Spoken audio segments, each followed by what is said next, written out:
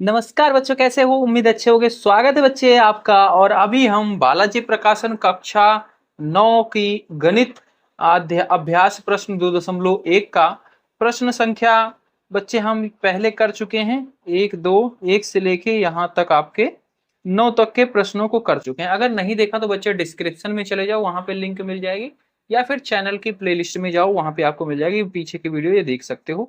आज हम बच्चे प्रश्न संख्या 10 से आगे के प्रश्नों को करने वाले हैं।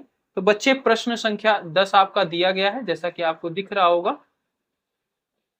वर्गमूल x है जिसकी घात क्या है, -2/3 है।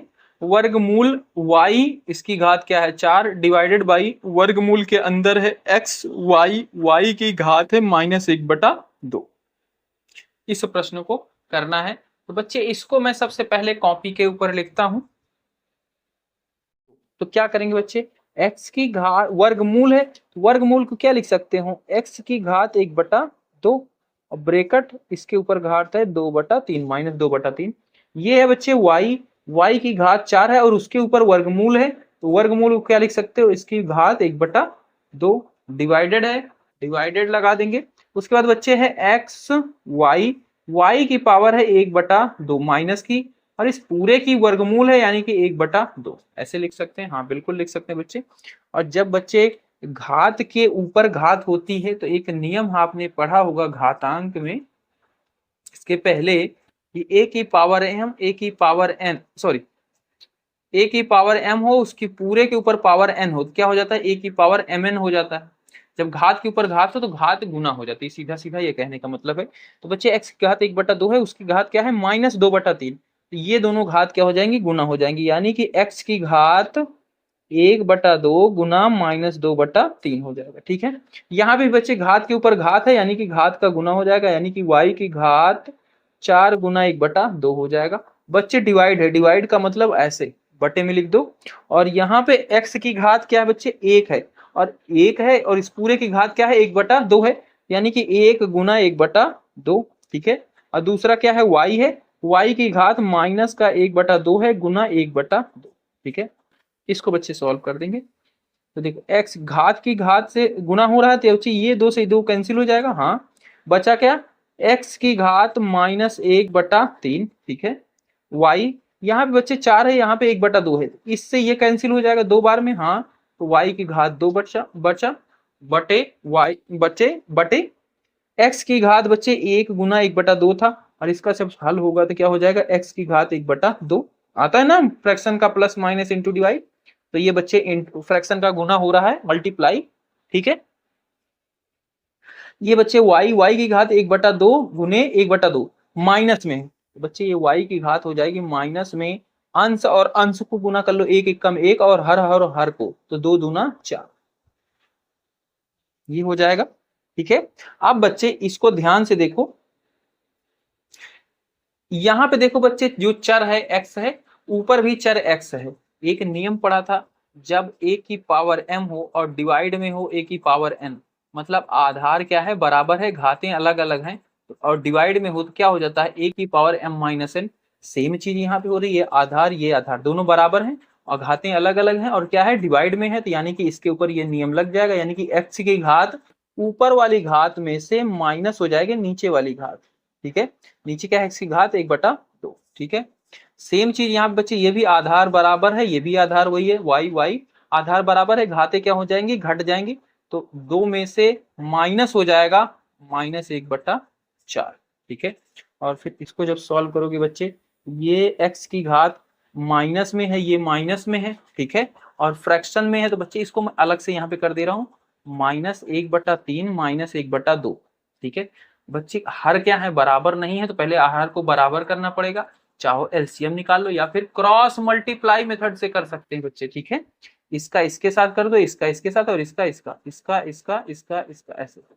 तो 2 का गुना करेंगे तो -2, 3 का गुना करेंगे -1 में तो -3, और 3 दूनी 6, तो ये क्या हो जाएगा, -5/6 हो जाएगा। ठीक है, -5/6 हो गया, यानी कि मैं इसकी घात लिख सकता हूँ -5/6। y है, y की घात क्या है, 2 - 1/4 ये है, तो बच्चे जब माइनस माइनस एक साथ आते हैं मल्टीप्लाई हो जाता है तो क्या हो जाता है, माइनस माइनस प्लस हो जाता है, यानी कि 2 + 1/4। इसके नीचे हर एक के नीचे एक लगा सकते हो, हाँ क्रॉस मल्टीप्लाई कर दो, इसका इसके साथ, इसका इसके साथ, इसका इसके साथ, तो 4 दूनी 8 + 1/4 एकम 4, यानी कि 9/4। 9/4 आ गया, तो इसकी घात क्या हो गई, 9/4। ठीक है। और बच्चे अब इसकी घात क्या है, माइनस में है, और बच्चे जब माइनस में घात रहती है ना तो उसको क्या लिख सकते हो, y की घात तो 9/4 है, इसको बटे में लिया दो तो ये क्या हो जाएगी, इसकी घात प्लस में हो जाएगी x की घात 5/6, और यही क्या हो जाएगा बच्चे, इसका आंसर हो जाएगा। ठीक है, y की घात 9/4 बटे x की घात 5/6। तो थोड़ा सा बच्चे मैंने कॉम्प्लेक्स कर दिया है, ध्यान से देखना। पहले ये वाली लाइन सॉल्व की यहाँ पे, ठीक है, और उसके बाद फिर यहाँ पे किया, और ये डिवाइड था, यहीं से मैंने इसको बदल दिया, ये वाला इधर रख लिया, डिवाइड की जगह पे बटे लगा दिया, और फिर इसको आगे करते आए हैं। ठीक है, तो इसको उम्मीद है समझ में आया बच्चे, ध्यान से देख लेना और नोट कर लेना। आते हैं हम अगले प्रश्न बच्चे। इसके बाद 11वां क्वेश्चन है, कह रहा है कि 0.001 की पावर 1/3, इसको हमें सॉल्व करना है, हल करना है। ठीक है, तो इसको कैसे करेंगे। ठीक है, ये है बच्चे 11वां प्रश्न है। तो बच्चे जब ये पॉइंट में दिया गया तो इसको सबसे पहले फ्रैक्शन में ला लो। फ्रैक्शन में कैसे ला सकते हैं बच्चे, जहां पे पॉइंट है उसकी जगह क्या लिख दो, 1 लिख दो, और पॉइंट के इस तरफ देखो कितने अंक हैं, 1 2 3, 3 अंक है, 3 जीरो लगा दो, और ऊपर से पॉइंट हटा दो। ठीक है, पॉइंट हटा दिए मतलब 0.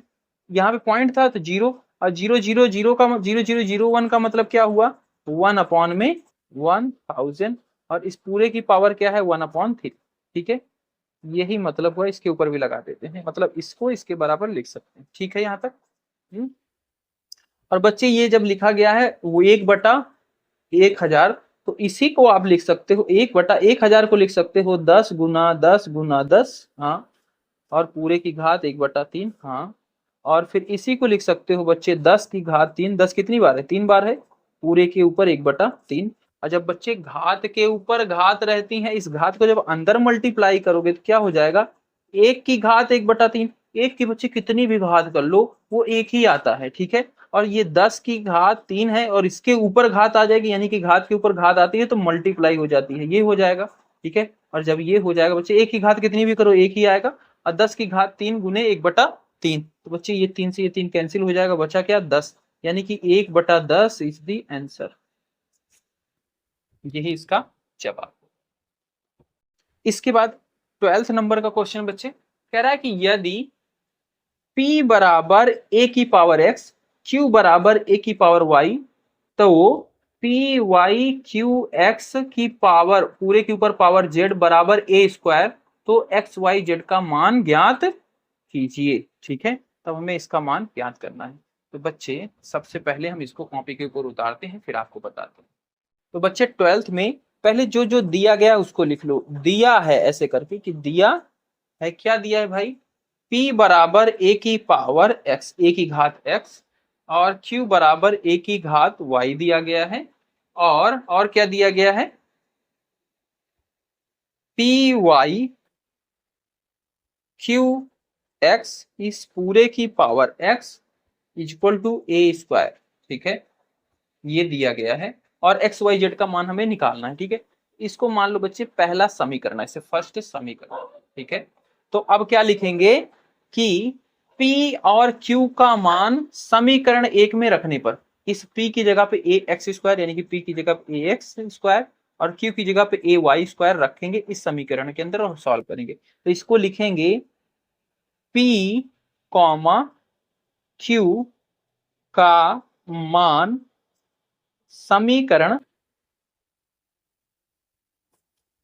1, समीकरण 1, ये फर्स्ट माना है, रखने पर इसमें हम रखेंगे इसका मान।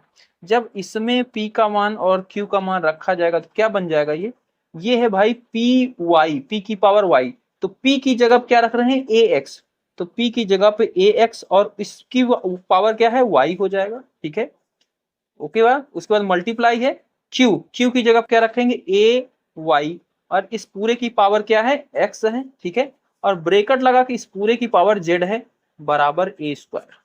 ठीक है, यहां तक कोई दिक्कत नहीं, कोई दिक्कत नहीं होनी चाहिए बच्चे।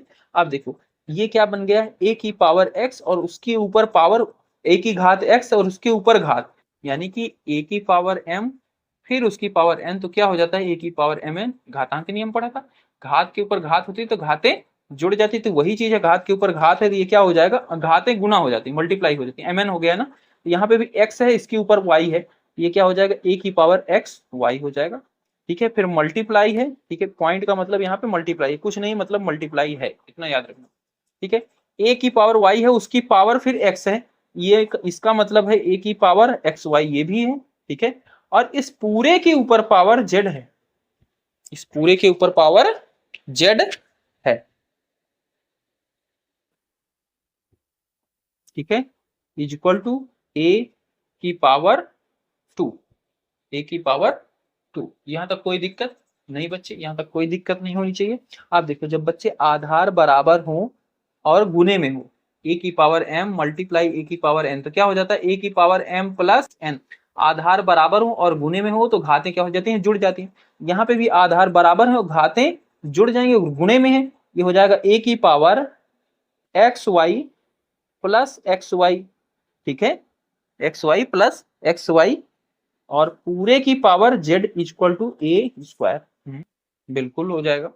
अब बच्चे जब ये घातें जुड़ेंगी तो ये क्या हो जाएगा, a की पावर 2xy, भाई एक एक्स वाई ये है, एक एक्स वाई ये, 2xy हो जाएगा, और पूरे की पावर z बराबर a स्क्वायर। ठीक है, अब बच्चे देखो ये क्या है, a की पावर घात है और उसके ऊपर पावर घात है, तो घात के ऊपर घात होती है क्या हो जाता है, गुना हो जाता है घात का, इसी को लिख सकते हो a की घात 2xyz।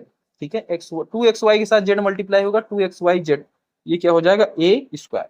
ठीक है, अब बच्चे याद रखना, जब जब भी जब भी आधार क्या हो जाएं, बराबर हो जाएं, ठीक है, किसी भी चीज के आधार क्या हो जाएं, बराबर हो जाएं, जैसे यहाँ पे हो रखा है, ये भी आधार है ये भी आधार है, दोनों बराबर हैं, तो घातें भी बराबर हो जाती हैं, तो इसको लिखोगे आधार की तुलना करने पर, आधार की तुलना